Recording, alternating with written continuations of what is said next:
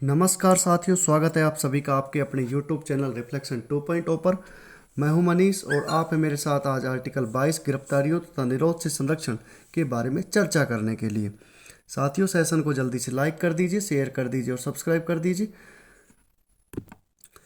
अब तक हम आर्टिकल 21 अनुच्छेद 21 तक चर्चा कर चुके हैं और कंप्लीट जानकारी उनकी दी जा चुकी है, वीडियो डल चुकी है। अगर किसी ने देखा नहीं है और आज की वीडियो देख रहा है तो पहले उन क्लासेज को ज़रूर अटेंड करें जो पहले ऑलरेडी वीडियो अपलोडेड है। एक प्लेलिस्ट बनी हुई है और पॉलिटी फाउंडेशन क्लासेज के नाम से बैचेज हैं। इसमें 17 क्लासेज हो चुकी हैं ऑलरेडी, 18वीं क्लासेज होंगी आई थिंक ये। और इसमें लगभग वीडियो डल चुकी है। 1 से 21 आर्टिकल कंप्लीट हो चुके हैं, 22वां आर्टिकल आज हम पढ़ा रहे हैं।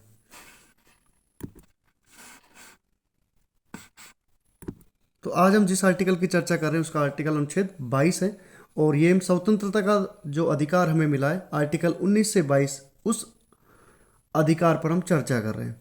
उसमें एक हमारा आर्टिकल 22 है, वो कहता है गिरफ्तारियों तथा निरोध से संरक्षण। गिरफ्तारियां तथा निरोध से संरक्षण।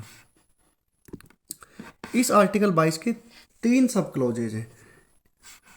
कौन कौन से? 22(1), 22(2) और 22(3). ये 3 अलग अलग बातों पर हमें गिरफ्तारियों से संरक्षण के बारे में बताते हैं। क्लियर? तो जो 22(1) है वह कारण जानने का अधिकार।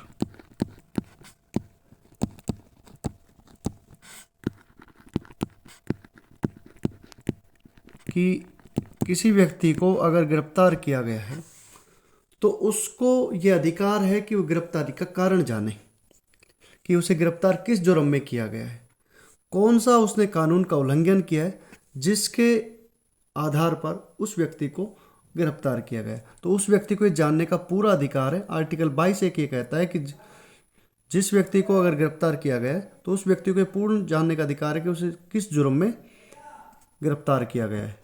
क्लियर? साथ ही उसको यह अधिकार भी प्राप्त है कि वो अपने लिए क्या कर सकता है? वकील कर सकता है। किसके लिए? आत्म संरक्षण के लिए।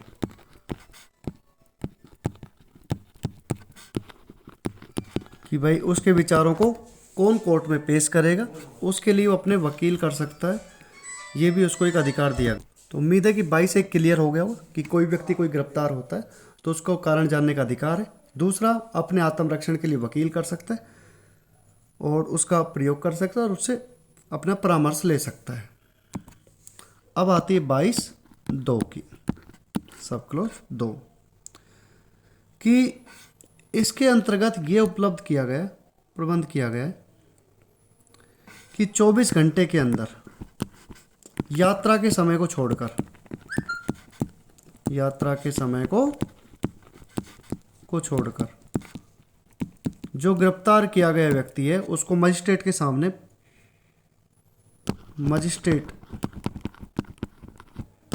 सामने पेश करेगा।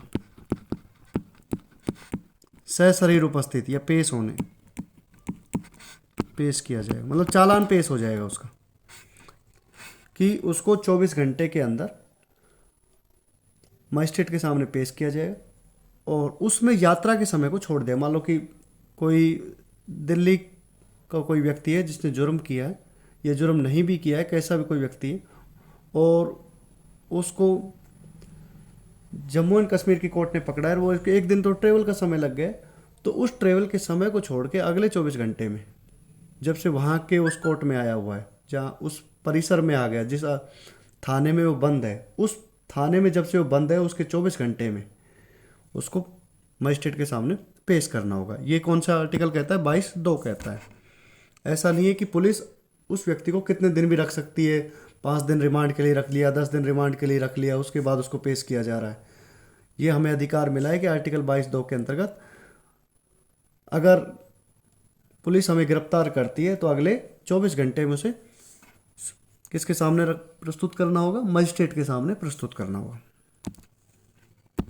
अब आता है 22(3). इसमें उन चीज़ों को सम्मिलित किया गया है कि उस प्रकार का कोई किसी ने जुर्म किया हो जिसमें 22(1) और 22(2) लागू नहीं होंगे। मतलब आपको ना तो वकील मिलेगा, ना ही दूसरी बात आपसे कारण बताया जाएगा कि आपने क्या जुर्म किया है, और ना ही आपको विदिन 1 डेज मतलब 24 घंटे के अंदर कोर्ट के सामने पेश नहीं करने दिया जाएगा। तो कुछ ऐसा जुर्म है, अगर वो देश की राष्ट्रीय सुरक्षा से संलग्न है तो आपको बिना कारण बताए हुए आपको पुलिस कैद में रख सकती है। अब ये 22(3) के अंतर्गत कौन कौन आएंगे? एक तो आएगा शत्रु देश के नागरिक। शत्रु देश के नागरिक हो गए, अगर उनको लगा कि भाई इन्होंने कुछ जुर्म किया है तो शत्रु देश के नागरिक हों। दूसरी बात है कि निवारक जो निरोध कानून बनाया है इन्होंने, निवारक निरोध कानून के अंतर्गत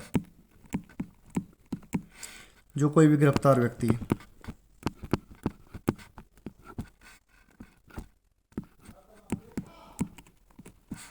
क्लियर? एक तो कौन होंगे? शत्रु देश के नागरिक, तत्कालीन शत्रु देश के नागरिक होंगे, और एक होंगे निवारक निरोध के अंतर्गत जो गिरफ्तार व्यक्ति है।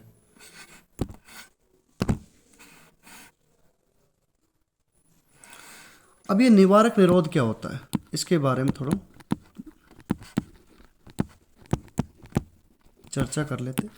हालांकि इतना जानने की जरूरत नहीं है, लेकिन हमें पता होना चाहिए कि निवारक निरोध कानून होते क्या है। इसके अंतर्गत क्या होता है कि किसी व्यक्ति को जो बिना किसी न्यायिक प्रक्रिया के अपराध करने से पूर्व गिरफ्तार कर लिया जाता है। अगर पुलिस को अंदेशा लग रहा है कि कोई व्यक्ति अगर कुछ राष्ट्रीय देश की सुरक्षा से रिलेटेड कुछ काम करने जा रहा है, कोई बम आतंकवाद का काम करना चाह रहा है, कोई ड्रग्स सप्लाई कर रहा है, कोई कोई बम विस्फोट का प्लान बना रहा है, तो उन प्लान मतलब एग्जीक्यूट करने से पहले गिरफ्तार कर लिया जाता है ताकि व्यक्ति अपराध को अंजाम ना दे सके। और इसका मेन उद्देश्य क्या है? निरोध का मतलब रोकना। इसका मेन उससे उद्देश्य यह है कि अपराधी को दंडित करना नहीं है, बल्कि उस अपराध करने से रोकना है। इसके अंतर्गत 3 माह की तो कैद हो सकती है, 3 माह के लिए कैद किया जा सकता है। आर्टिकल 22(1) और 22(2) लागू नहीं होंगे इन पे। और न्यायालय द्वारा कोई कमेटी बनाई जाए, उसकी सिफारिश पे इसकी सजा को बढ़ाया जा सकता है।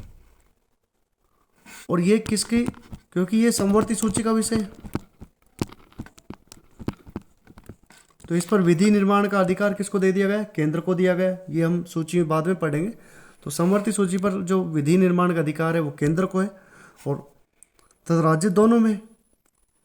पर अगर यदि किसी कानून को लेकर अगर बहस छिड़ जाती है और उनके बीच में मतभेद हो जाता है तो केंद्र जो कानून बनाएगी वो सर्वोपरि रहेगा। तो ये निवारक जो निरोध कानून बनाए गए, ये 1950 से बनाए गए और अब तक कई बार अमेंड हुए गए। सबसे पहले 1950 में निवारक निरोध अधिनियम आया।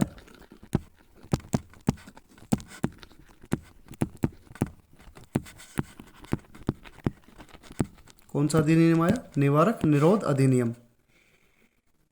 फिर उसके बाद मीसा आया, जिसे 1971 में लाया गया, आंतरिक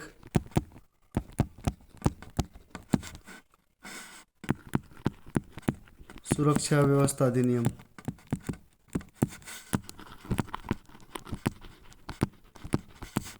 इसको मीसा बोलते हैं। आंतरिक सुरक्षा व्यवस्था अधिनियम कब आया? 1971 में। निवारक निरोध अधिनियम आया 1950 में। फिर 1974 में फिर एक अधिनियम बनाया निरोध के रूप में, कि जिसे ये तस्करी वाला जो निरोध अधिनियम, विदेशी मुद्रा का, विदेशी मुद्रा संरक्षण व तस्करी निरोध अधिनियम। सरकार क्या करती है कि समय समय पर अगर कुछ लग रहा है कि जो चीज़ें बनाई जा सकती है तो उन्हें कानून बनाती रहती है और इस 22(3) के अंतर्गत शामिल कर सकती है उनको। 1980 में फिर राष्ट्रीय नल्सा आया, नेशनल सिक्योरिटी NSA, राष्ट्रीय सुरक्षा अधिनियम हो गया, रासुसा बोलते हैं अधिनियम। फिर 1985 में टाड आया, आतंकवाद और विध्वंसक गतिविधि अधिनियम। 2002 में पोटा आया, जिसे आतंकवाद निवारण अधिनियम कहते हैं। तो इस प्रकार समय समय पर ये निरोध अधिनियम आते रहे। ये जो मुख्य काम है अधिनियम बनाने का, इसका मेन उद्देश्य है कि आतंकवाद गतिविधियों पर रोक लगाई जाए। 1967 में इंदिरा गांधी की सरकार थी, उस समय गैर कानूनी गतिविधियां निवारण अधिनियम आया, निवारण अधिनियम। किसकी सरकार के समय? इंदिरा गांधी की सरकार के समय 1967 में।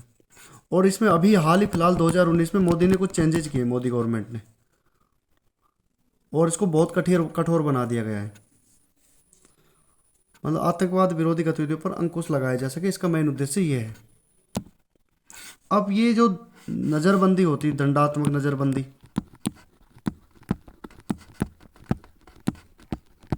भाई किसी को नज़रबंद कर लिया 3 महीने के लिए, यही तो करते हैं। और क्या करते हैं? एक निवारक नज़रबंदी होती है। 2 प्रकार की नज़रबंदी होगी, दंडात्मक होगी, निवारक होगी। निवारक में क्या होता है